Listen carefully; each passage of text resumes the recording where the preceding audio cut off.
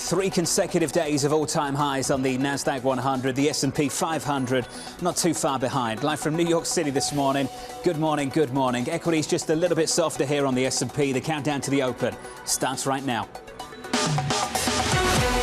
Everything you need to get set for the start of U.S. trading. This is Bloomberg The Open with Jonathan Ferro.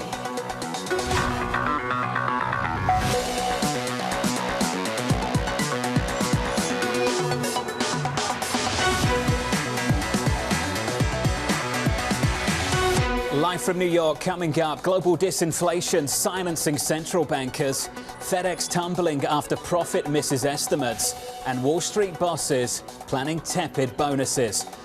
We begin with the big issue, too much of a good thing. It has been an absolutely enormous rally here. Massive rally in equities. Rally across risk assets, rally everywhere and anywhere, it seems. I think equities have a ways to go. We have some room for risk to continue to rally. There's so much optimism in the markets right now. I tend to be a little bit more cautious. Tactically a bit cautious. We want to temper expectations a little bit around the equity market. The market's already well ahead of the Fed. It feels a little bit like an impatient child at Christmas. And they're so far ahead of what the economic fundamentals would suggest. It just looks like we've gotten a little bit too exaggerated. If anything, this is a great point to start taking profits and look for alternative positioning for next year. If we don't just trim a little bit in here, we may see trim early in the first quarter of next year. I would argue ready for a cautious start to the year. Let's have that conversation right now. Joining us is Wells Fargo's Darryl Cronk, Cameron Dawson of New Edge Wealth. Cameron, I want to come straight to you and reflect on the fund manager survey that came out of Bank of America in the last 24 hours. Most upbeat survey they've had since January of 2022. Cash levels at 2-year lows. Big question for us this morning here at Bloomberg. Cameron, just how one-sided has this market become in the last 2 months? Well, it certainly looks like it has become very one-sided, and it is a scary world when everybody gets on one side of the boat. Now, if we look at outside of the fund manager survey, which of course, as you mentioned, shows that positioning is at the most bullish since early 2022, we know what happened after that, but we do still see a little bit of room for retail to get pulled into this market. You can look at AAII equity allocations, still about 4% off of their prior highs, and if you look at things like FINRA margin loans, there's still room for people to take a bit more risk. So the market is very extended. We do see it being very overbought, but we're in this melt-up period. And so oftentimes things can get even sillier before they really do have a pullback. Darryl Cronk, do you agree? So, John, happy holidays, first of all. Good morning. So I do think you have to be careful here on the technicals with where they are. You don't want to stand in front of a tape and a steamroller when things are this strong, especially heading into year end. We've only got 7-8 sessions left in the trading thing. What we're looking at, though, candor, is positioning, sentiment, seasonals, and valuation, right? Positioning, CTFC futures are basically back at their peak. Cameron mentioned AAII sentiment surveys are a full 1 standard deviation above their long-term average. Valuations against the U.S. against international markets are back on top of their cycle peaks. And seasonals, we're losing some of the seasonal firepower. The last 4 Januaries, 3 of the 4 Januaries have been negative. So, you've got a lot of things beyond the technicals that are probably starting to flash a little bit of yellow and red after this 7-week kind of rip your face off rally. Part of the move just feels like chasing some underperformance through the year. For people who missed it, Cameron, chasing in the places where we didn't get performance. I'm thinking small caps, I'm thinking about the banks outside of, say, big tech. When you look at the S&P 500 493, for the S&P 493, stripping out the Magnificent Seven, Cameron, do you see reasons for sustainable outperformance? I think we have to make a clear distinction between those with good balance sheets and those with bad balance sheets. We've seen everything rally over the last couple of months, including those names with bad balance sheets, with the idea that lower interest rates and easier Fed kind of takes the pressure off of these names. But that is at risk of reversal if you see interest rates move in the opposite direction, or if the Fed doesn't deliver on those 6.5 cuts that the bond market has priced in. So I think that there is value outside of the mega caps in the rest of the 493, but we still think that we want to focus on names with those good balance sheets. And so that's where we would fish in looking for value opportunities. Darryl, we've had days where the small caps have ripped. You're not buying it. Large over small, DM over EM. Why is that the position for you? Yeah, I mean, obviously, as we sit here this morning, small caps are still underperforming large caps year to date by 1,000 basis points. Now, admittedly, they've narrowed that margin from 1,700 basis points where they were 6-7 weeks ago. So they've seen some short-term move. But let's be honest, John, I mean, small caps are still challenged on an earnings standpoint. You still have the zombie companies that can't cover their interest expense. About 40% of the Russell 2 is sitting on floating rate debt, which has to get reset here as we move into 2024. So I remember, been doing this long enough that every year we walk into the year and everybody says, small caps, this is the moment that they finally shine. This is the moment that they take the leadership realm. And it's disappointed every single year. So I need to see more in fundamentals before I can believe small caps can lead, other than just a big beta rally and everybody jumps on smalls as a big beta play. 25 minutes away from the opening bell. Equity futures right now on the S&P are negative by 0.2%. We need to talk about Chairman Powell as well, and a chorus of Fed speakers over the last week or so. Ira Jersey joins us now with more. Ira, I've said a few times that any kind of pushback from any central bank is only as credible as the data behind the pushback. And all I'm seeing at the moment is disinflation in the UK and disinflation stateside as well. Yeah, I think that the market's not taking the post-Powell press conference speakers very seriously. I mean, it's pretty clear with the price action that we've seen. The market's really focused on the comments like, we will cut if inflation continues to come down. And like you said, John, a lot of the data that we see does suggest that inflation's continuing to fall. Now, I do think that the market's gotten a little bit ahead of itself, particularly in the magnitude of rate cuts for next year. But it does seem like it's more likely than not we're going to get some form of rate cut next year. It's just a matter of when do they start and how far down do rates go. The gap is huge. Ira, thank you. Cameron, I want to come to you on that. The difference between where the Fed is at, implied by that median dot for 2024, and where the market is at. How are we going to reconcile those differences? How does that spread close? Yeah, I think it comes back to the data, but the data has two sides to it. It's not just inflation data coming down, but what does the Fed make sense of growth data remaining very strong? When Powell gave his speech last week, what you had is the Atlanta Fed GDP now looked like growth was decelerating a lot and even back below trend. But then it quickly got revised higher as retail sales came in better than expected. Look at housing starts yesterday. And so we've seen this reacceleration in data. Is that a concern for the Fed? I think it comes down to the ultimate question, which is that how much of this inflation was structural versus cyclical? And if it was structural, then if we have higher growth, could that lead to higher prices, which of course is something that the Fed would not want to be cutting rates into. So that's the ultimate question for 2024. Darryl, how would you answer that question? Yeah, I think Cameron's right. There is a fair amount of it that is non-structural post-pandemic. I think what's important here, John, I mean, think back to where we were this time last year. As we started 2023, you know where the 10-year U.S. Treasury yield was if you pull up a chart? 3.88. You know where we are this morning? 3.88. Right? We have completely round-tripped rates after, probably one of the biggest rate volatility move indexes since the 1980s. And yet high yield spreads have come from 470 over down to 335 this morning, right? So there's big moves in the bond market that I think have to get reconciled.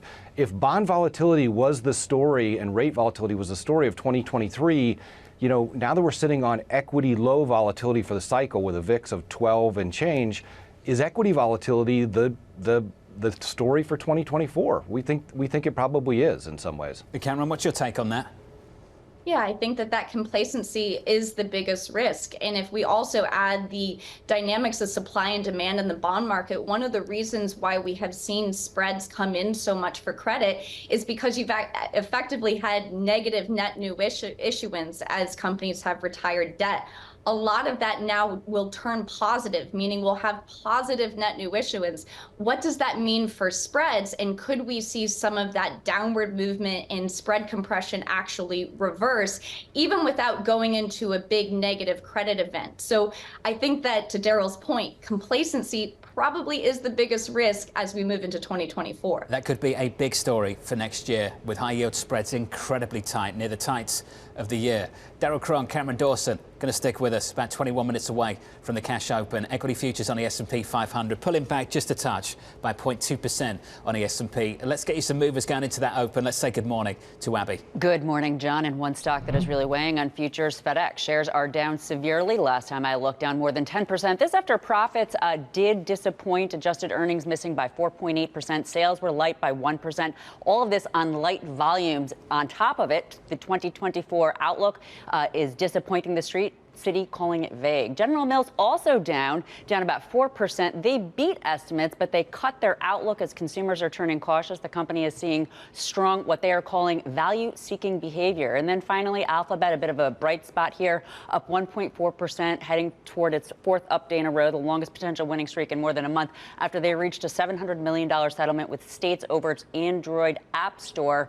This involves 36 states, many consumers. It's separate from the Epic lawsuit loss in San Francisco, perhaps setting a precedent for that case, too, that there will be another sort of settlement ahead around that. Abby, thanks for the update. More from Abigail around the opening bell. Coming up on this program, FedEx tumbling as earnings disappoint. FedEx and UPS raise rates somewhere between 5 and 7% every January.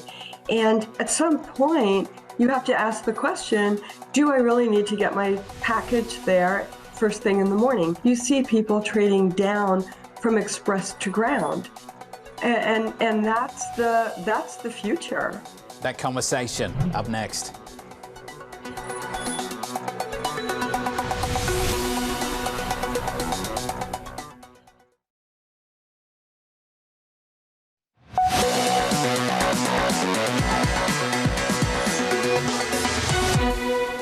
FedEx and UPS raise rates somewhere between 5 and 7% every January.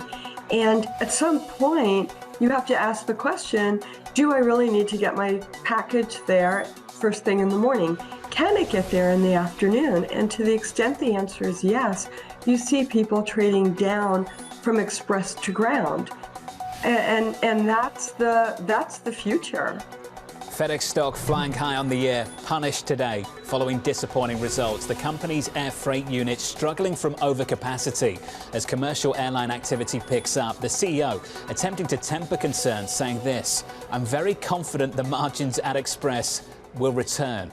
Katie Grafford has the story. Morning, Katie. Morning, John. Yeah, a rough morning for FedEx, to put it mildly. The progress that the company has made on cost cuts wasn't enough to make up for volume declines that you saw at that air freight business, FedEx Express. While the ground unit, actually, there was a bright spot to be found. Sales actually rose on higher volume and revenue per package. It was the air freight unit still struggling from overcapacity and also sluggish demand from Asia. Meanwhile, the FedEx freight unit, which is one of the largest U.S. trucking companies, it's been hurt by a drop in cargo demand and price. You put that together, and adjusted earnings were $3.99. That is below the analyst expectation of $4.19. You also had a lowered sales forecast as well, to a low single-digit percentage decline. Previously, that forecast was for little change. So that is dragging shares lower today, as you can see this morning. But the sell side saying this wasn't that bad, not as bad as maybe the share price is suggesting. You take a look at Citi writing that while the results were disappointing in the Express unit, they believe that the outlook for the company is not as bad as those results would suggest. And Jeffrey is saying that ground margin is good. Again, you find a bright spot there, and that expectations were extremely hot coming into this print. So a high bar, shares down 11% right now. The bar was super high. Katie, thanks for the update. We're down 11% now. Before today, we were higher by almost 62% on that name. And there are plenty other names like that on the S&P 500. Daryl Cron, Cameron Dawson back with us. Cameron, it makes you think, just looking at FedEx, how high is the bar going into earnings season kicking off in January? Yeah, obviously, given this move and chase higher, I think it probably is higher today than it was back at the end of October. But FedEx is the poster child of normalization post-pandemic. You had so much capacity added to the transportation market in response to work from home and everything buying online. So I'm not sure how much we can read into a broader macro story from FedEx. Always it is concerning when such a cyclical company is flashing warning signs. It usually is correlated to global trade, which many many do expect to rebound next year. So this could raise some questions about that, but this is one of many profit improvement plans that FedEx has had over the years, and clearly there are challenges. Yeah, Darryl, let's add to that. Do you think there is a signal here for broader expectations going through earnings season?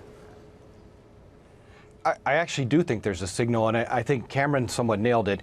2 points that I think are really important to take out of this morning's news, or yesterday afternoon's news, and this morning's price reaction. One is the global trade story. I mean, FedEx is a global company, and if you just look at the globe in 2023 as we close it down, Europe's unquestionably in a recession. China has underwhelmed, expectations for growth and reopening and all that stuff from 23. And the U.S. has surprised to the upside. So the U.S. is the island unto itself.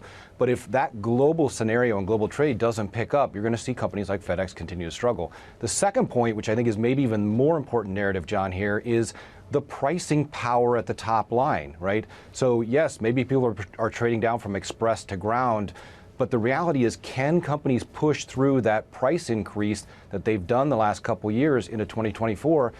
We're a little skeptical, color me skeptical on that. I think we're starting to lose that engine on pricing power on the top line, which means that to protect the bottom line earnings, you got to defend the margin line, and that means defending the cost structures. So that's cost cuts, and ultimately, does that mean higher unemployment, Darryl, going through next year? Yes, absolutely. I mean, 3.7% unemployment. It is one of the surprises of 2023 that the tight labor markets have just persisted as long as they have. Now, we've turned immigration back on, but I'd be shocked if this time next year, John, that we're still sitting at 3.7% unemployment. The question becomes, I think north of 4.5%, maybe 5% is when the Fed starts to blink on its dual mandate here a little bit and perhaps get more aggressive, or need to get more aggressive on cutting rates, which is likely what the bond market is pricing in right now. Are they already blinking? I think that's the question, Cameron. We heard from the San Francisco Fed President, Mary Daly, shifting the attention from inflation, price stability, towards the prospect of unemployment and higher unemployment. Do you sense that shift as well across the whole committee, or just for individuals like Mary Daly? Yeah, certainly we've heard from some members seeming to endorse that we don't have to get back to 2% inflation before they would cut rates. The question is that because they're sensing some underlying concern to growth? We don't really see that in the hard data yet. Yes, soft data is signaling that things are slowing down, but that's been the case for all of 2023.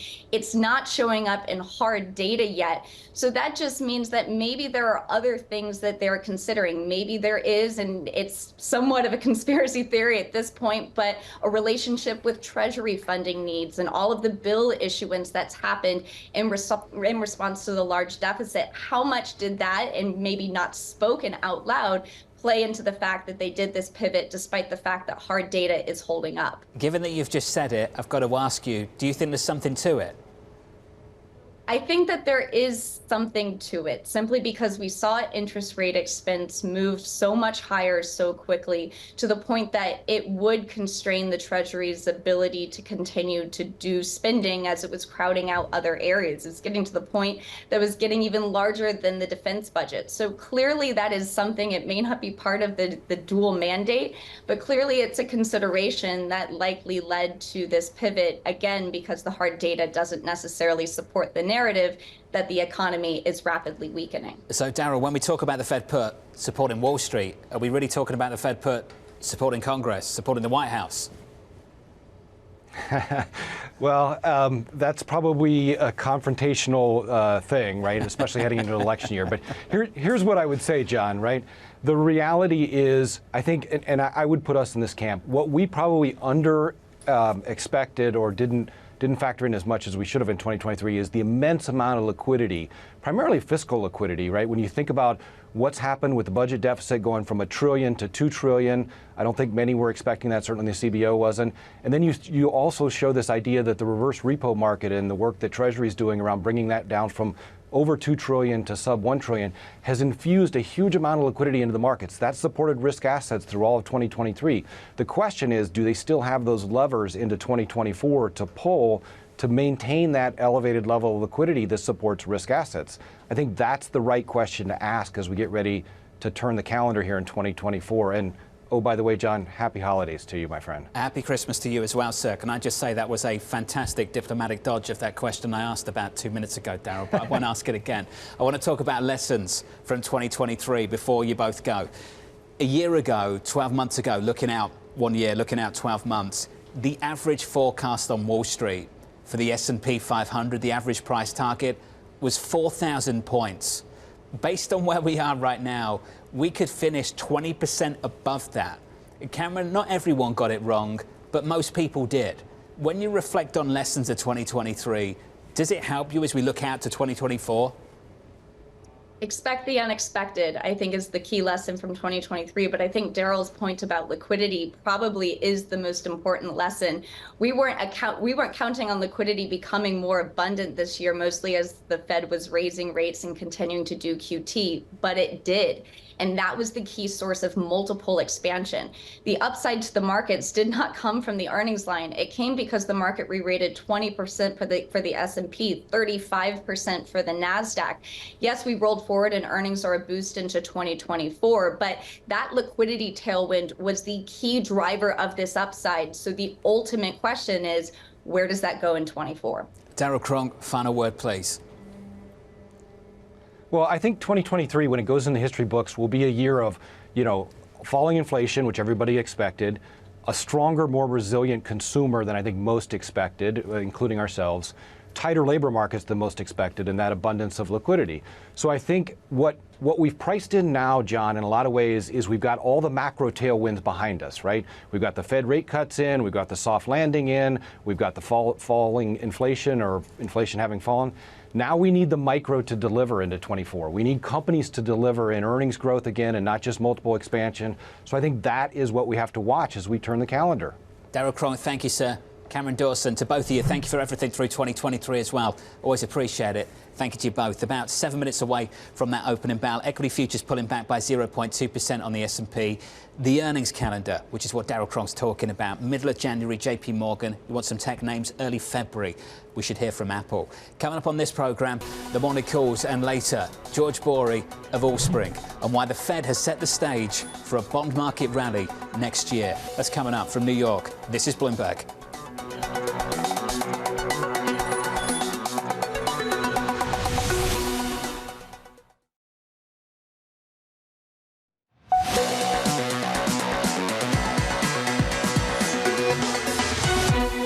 5 minutes away from the opening bow. Stocks pulling back just a touch, just a little bit. That's the price action. Let's get you some morning calls. Your first one from Wells Fargo, downgrading Zoom Video to underweight with a $70 price target, citing a lack of clear growth and margin strategy going forward. Citi upgrading Discover to buy from neutral, price target 133, seeing several potential catalysts for shares over the next year. And finally, Susquehanna raising its price target on Carnival to 22 from 16, seeing checks and data pointing to strong demand in 2024. The stock is down about 0.75%.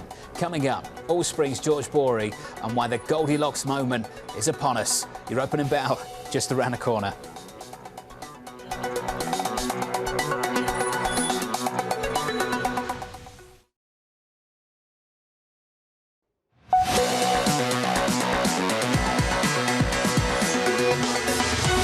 "25 seconds away from the opening bow this morning. Good morning. Equities pulling back just a touch on the S&P 500. On Friday, the Nasdaq 100 record. Monday, record. Tuesday, record. The S&P 500 not too far behind that all-time high from early 2022. Live from New York City this morning, the opening bell in New York just about ringing, a little bit late. Let's switch up the board and get to the bond market. Yields look like this on a 10-year. Yields on a 10-year this morning, higher then lower by 4 basis points on a 10-year, 389.20 on a 10-year, following CPI data out of the UK, a downside surprise on CPI in the United Kingdom. That rally in the gilt market spilling over to the Treasury market, and that's been the story of the last few months, hasn't it? Any pushback from central bankers, we've said this a few times, only as credible as the data behind it. So if you're on the Bank of England right now, pushing for rate hikes, that CPI is going to totally silence the message coming from you. That's the story over in the United Kingdom. In the foreign exchange market, the dollar just a little stronger against the euro. 109.63. That currency pair pulling back by 0.16% on the euro against the dollar. And crude elevated. We'll talk about what's happening in the Suez Canal a little bit later in the program. We're up by 1.7% on WTI, $75.20. About 1 minute into this session, pulling back by 0.2% on the S&P, down about 0.1% on the Nasdaq. One sector to watch at the open is the banks. Bonuses for traders might be a little bit slimmer in the new year. Abby has more. Hey, Abby. Hey, John. And this is not necessarily intuitive, at least not to me, because when we think about the stock market this year, we have the S&P 500 up more than 20%. We have the Nasdaq 100, I believe, up more than 50%. You would think this would be good for Wall Street traders, not to mention the volatility. But that is simply not the case right now. Instead, it seems banks are looking at the drought in deal-making, M&A at another low level this year following last year. In addition, earlier this year, we did, of course, have some of those regional banks collapse. I actually, the other day in the rainstorm, saw somebody walking under a First Republic Bank umbrella. I was thinking, well, that's a bit of a relic. Now, of course, JP Morgan sucked them in. JP Morgan is one of these big banks that is basically, it's expected that their bonus pool will stay flat to next year. Citi, the biggest restructuring in more than a decade, their bonus pool could actually decline a little bit if it doesn't stay flat. Goldman and Bank of America, on the other hand, there is a chance that some of their traders might see their bonuses rise by a couple of percentage points. Goldman, of course, last year cut bonuses, so they have a lot of room. As for these stocks, though, John, as you know, it's been a rip-roaring rally over the last couple of weeks. The KRE, that regional bank ETF, up 40% since late October. JP Morgan up 24%, lagging the KBW, that bank index, by 10%, up 35%. What a rally. What a move. What a move in just a few months. Abby, thanks for that. Let's turn to earnings. Micron is set to report its results after the closing bell. Let's catch up with Alex Webb out of London. Morning, Alex. Run us through what to expect. Yeah, the market's really looking for more sign of the recovery. Don't forget that almost exactly a year ago, Micron was cutting jobs by 10% in the fiscal year that ended at the end of August. They experienced a 50% decline in revenue. That was largely due to overcapacity in the memory chip industry as a whole. Micron was the first mover to really cut that capacity, but crucially, big competitors, SK Hynix and Samsung, did the same. That has slightly rebalanced the supply-demand equation in favor of these companies. But we're still looking at a $1 billion operating loss in this quarter, $1 loss per share. That's what the market is expecting in the quarter that has just ended. In the current quarter, there is some optimism about hope for a little bit of an upgrade, a little bit of more optimistic guidance. But ultimately, it's really focusing on whether that trajectory of the market as a whole is going in the right direction and things might start picking up properly at the end of 2024. The numbers coming a little later. Alex, thanks for that. The stock is down by 1.3%. Let's stick with tech. So we've got watch bans and issues in China, and none of that is enough to stop Dan Ives of Wedbush putting out a major call for Apple. We believe Apple will be the first $4 trillion market cap by the end of 2024, given the pace of growth and monetization we estimate for Cupertino over the next year. They maintain their outperform rating and $250 price target. At the moment, that stock is unchanged at $196.88. Caught up with Dan a little bit earlier this morning. Guess what? Dan's still bullish. Sticking with earnings, FedEx with a big profit miss and a big move lower. Katie Greifeld back with us. Hey, Katie. Hey, John. And that miss was driven solely by the Express unit. That's the view of a Citi analyst in a note out this morning. Express, it's their air freight unit. It's FedEx's largest unit by sales, making matters worse. And it's really been struggling from overcapacity as commercial airlines resume, and also as demand from Asia remains sluggish. So meanwhile, you look at ground and you look at freight, they actually both beat on profit, but that wasn't enough to outweigh the issues that we saw at the Express unit. So overall, adjusted earnings came in at $3.99. That is below the analyst expectation going in of $4.19. You also had sales overall come in light as well. And FedEx also lowered its sales forecast to a low single-digit percentage decline from an earlier forecast of little change. And as we discussed a few minutes ago, the bar was really high for FedEx coming into this print. You think about that 61% year-to-date rally heading into yesterday's close. Right now, you're looking at its worst one-day drop since September 2022, John. Katie, thank you. How many moves are we going to see like this one in early January, mid-January, when we start to get earnings from, say, the banks, and then you start to hear from tech as well, as the bar being set pretty high going into earnings season? Katie, thanks again. Let's get more on some earnings for you. Sales of General Mills falling short of estimates this morning. Simone Foxman has the story. Hey, Simone. Hey, John. Yeah, shares now down about 2.5%. They had been down quite a bit more in pre-market. This is the biggest drop since June for this company. And it's all about the company's volume problems. Organic net sales unexpectedly dropping about 2%. The expectation is that they would be higher by close to 3%. Particular weakness among the pet food sector. And when you look at the overall volumes, the amount that General Mills sold, it was down 4% since last year. This all resulting in a lower outlook for the fiscal year 2024 that ends in May. Seeing organic net sales now negative 1% to flat. They had been looking for 3 to 4% growth, and the estimate, the street's estimate, had been close to that 3% number. Now, this is, part of the story for a lot of these consumer names. They've been passing on price increases to their customers for the last couple of years, and when you look at the price increases they've been passing on, it's been double digits through most of this past calendar year. Not so anymore for this quarter, this past quarter, 3% year-on-year price increases, and this really dovetails with what we're seeing. CPI for food at home coming in at 1.7% year-on-year back in November. Food away from home still a little bit more. Barclays saying this is, again, the same story as it appears, but the magnitude of this top-line weakness is what traders are trading on this morning, talking more forcefully about the consumer weakness than some of their peers. Bright spot, EPS, bottom line, came in a little ahead of estimates, as well as gross margins. But, broadly, I think we're seeing the weakness in this volume story because consumers just aren't buying General Mills products, John. Simone, thank you. Stock is lower, down by 2%, trading at 65.32. The broader market, about 7 minutes into the session on the equity market, pulling back by 0.15% on the S&P. The Nasdaq virtually unchanged as well. Likewise on the Russell, the small caps pulling back just a touch after absolutely flying more recently. More outlooks for you. This from Allspring's George Bory looking into next year, writing this. As we head into 2024, the Goldilocks moment is upon us. The Fed pivot last week sets the stage for lower front-end yields next year. We expect lower yields, but this time could be different.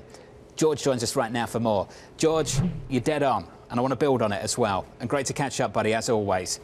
The soft landing is not a forecast about the future. It's where we are right now. Just the very fact that we've had this disinflation and unemployment is still south of 4% is phenomenal. 12 months ago, almost unthinkable for so many people on Wall Street. George, what are the odds that that continues?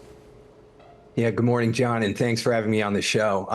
We are in the midst of a Goldilocks moment. And from a bond investor's perspective, the stars have really aligned over the last couple of weeks as both inflation has continued to notch a little bit lower, but at least pointing in the right direction from the Fed's perspective. Growth is showing some signs of moderation. And then most importantly, the Fed, as we mentioned in our note, the Fed has really signaled that they're willing to start to ease rates as we go into next year. And, when we look at sort of bond market fundamentals, they've been fairly favorable for the better part of this year as policy rates have been meaningfully above inflation rates. But it took a while for the market to really kind of take hold of that, to understand it, and really to start to price it. So as we go into next year, there's a good argument to be made that the trend's going to remain, that we will see a little bit more disinflation. We think some of that will be sticky, but inflation should come down. Growth is likely to moderate, which is really what the consensus view is. And then it really all comes down to the Fed. And the market is pricing a very aggressive easing in the Fed. We think that's a little overcooked. But when we look back through time, about 2/3 of a bond market move over a cycle happens in the period leading up to the first rate cut. And if we sort of cuff that at some time towards the middle of next year, that means rates can continue to come down a bit. We've seen a substantial rally, as we know, since the highs back on October 17th. But the fundamentals are in place. The Fed's giving us a good signal. And as we've seen over the last couple of weeks, that the technicals are very, very strong as investors try and lock in those yields to set up for next year. I think we caught up in early November and you were adding to duration, certainly the right thing to do given where yields were through October. You offered us a range of 4.50 to 5% on a 10-year. We've broken well below that. George, I just wonder what your range is right now for the 10-year going into next year. Yeah, I mean, we're thinking that we could get down to about 3.5%. A lot of that has to do with inflation. We think that remains the linchpin in this entire kind of discussion, if you will. It's what's really baked into the cake, this orderly and smooth disinflationary trend that's really priced into markets right now. There's a good chance we're going to head in that direction. We would certainly debate whether it's going to be as orderly as the market expects. And so there could be some stickiness to that number. The bottom, the sort of the low end of the range, we would put at about 3.5%. But we really think sort of the 3.5 to 4 is kind of fair value for an economy that's still expanding, inflation that's still above the Fed's target, and what would likely be kind of unprecedented policy moves. If the Fed's moving in response to inflation, not growth, then they'd likely move slowly. They probably move with a lot of discipline, and they're unlikely to move with that kind of shock and awe type of strategy that they typically employ when the economy is collapsing. So, you know, we are in somewhat of uncharted territory as we go into next year. And that's why we really tell investors to do basically three things. One, diversify your duration. Be spread out across the curve. Try and benefit from a meaningful shift and possibly a twist.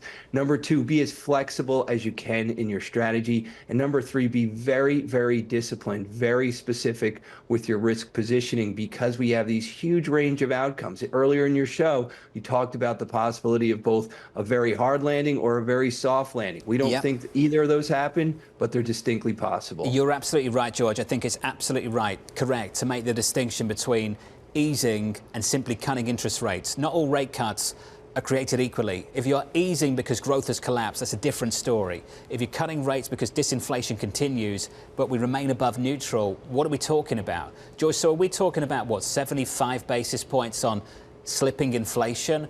Or are we thinking about a full easing cycle off the back of collapsing growth? And if it's one or the other, where does that leave your call for credit with spreads right now near the tights of the year at 335 on high yield?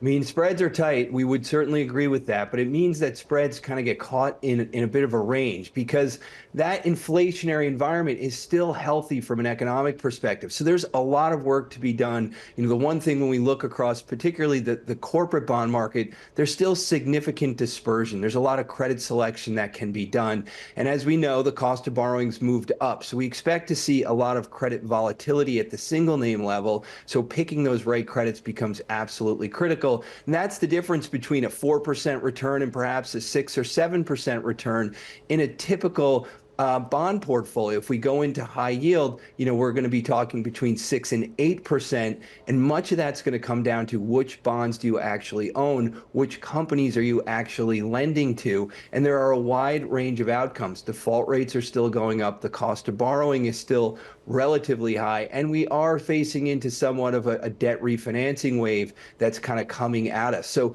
we like the corporate bond market. We know spreads are going to stay pretty tight, but that dispersion gives us a tremendous amount of opportunity to add value back into portfolios. We've priced in a lot of the good stuff for 2024. I just wonder how resilient this market will prove to be. George, thank you, sir. George Bory of Allspring on the outlook for 2024. This is where we are about 14 minutes into the session on the S&P, pulling back just a little bit by 0.1%. Coming up on this program, the Red Sea reality check continues. Less about oil prices, commodities prices, because supply feels comfortable to markets, but about the supply chain and, you know, two words, Suez crisis. Team coverage up next.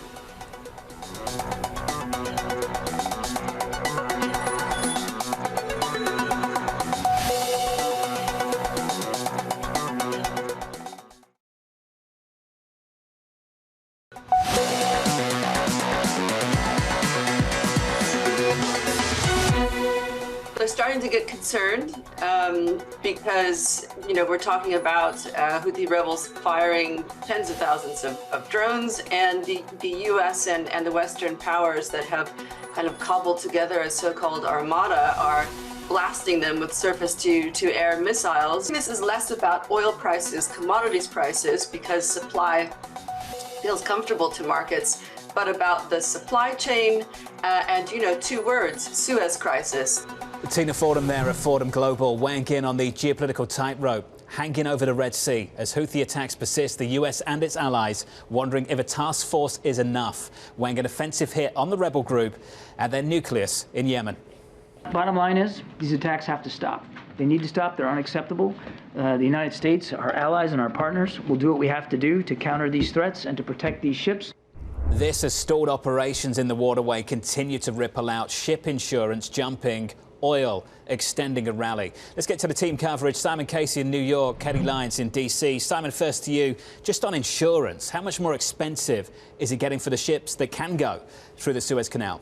Well, the costs have almost, in fact, more than doubled since the beginning of this month. If you calculated on the value of the hull to get insurance to sail through the Red Sea now, it's 0.5% of the total value. It was between 0.1 and 0.2 just at the beginning of this month. It's a massive increase in the space of really a week or 2 weeks. And obviously that's putting off a lot of people from sailing through the Red Sea now. We're seeing tankers, oil tankers, LNG tankers, and of course, container ships as well. Over 100 container ships have changed route now and are sailing around Africa instead. Kelly, is a task force enough? Are we finding out quickly that maybe it won't be?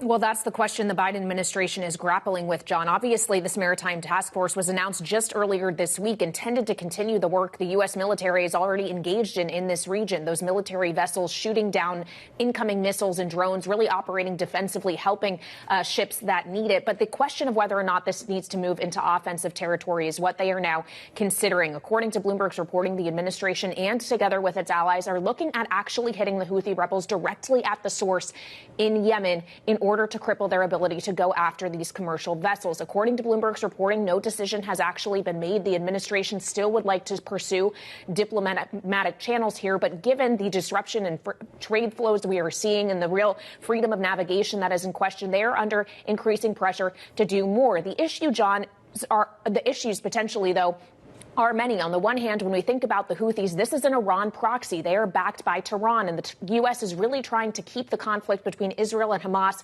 contained to just Israel and Hamas. They do not want this to spread into a broader regional conflict. The other consideration is the Arab allies. Saudi Arabia, for example, borders Yemen. They favor a much softer approach when it comes to dealing with the Houthis for fear of potential retaliation that the Saudis could deal with. So it's a very complicated situation to navigate at this point, John. Simon, we're talking about how to make it better. How could it possibly get any worse? Well, as Kelly just pointed out, the administration is at pains to avoid this conflict spreading into more of a regional war. But if we only go back up 4 years, the Houthi rebels actually struck into Saudi Arabia. You may remember they actually temporarily shut down something like half the kingdom's oil capacity for a few days there. The oil market remembers that very, very well. So the nightmare scenario for the oil industry is that the conflict does spread. There are potentially military strikes, as we reported yesterday. Those are under consideration. And the infrastructure becomes a direct target, and that will absolutely not just affect the flow of the oil, it could even stop some of the flow altogether. We've got another nightmare scenario, potentially, Katie Lyons, for this administration. NBC reporting this morning, just a bombshell story, that Chinese President Xi Jinping bluntly told President Joe Biden during their recent summit in San Francisco that Beijing will reunify Taiwan with mainland China.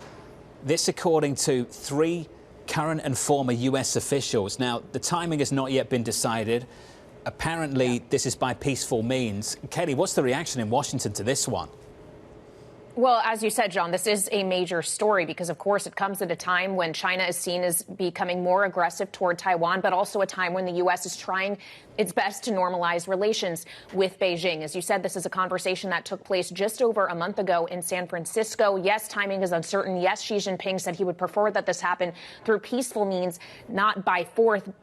But this really underscores how difficult the Taiwan issue is for this administration, which still technically abides by the one China policy, tries to exercise strategic ambiguity when it comes to Taiwan. But President Biden has also been on the record saying that the U.S. would come to Taiwan's defense if attacked. Attack, of course, would implicate that it is actually an attempt to take it by force. But still, this idea, John, that China does intend to actually bring Taiwan back more solidly into the fold, it creates a problem for the U.S. that is really trying to be supportive of democracy in Taiwan, but is really reluctant to weigh in on the independence question.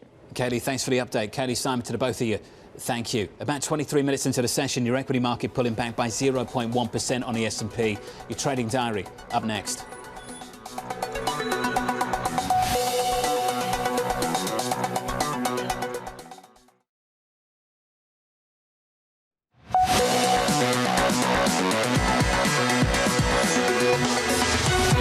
No drama here. Stocks a little softer. We're down 0.1% on the S&P. Let's get to the trading diary.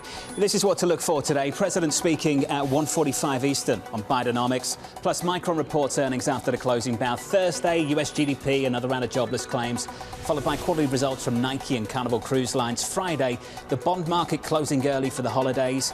That does it for me for 2023.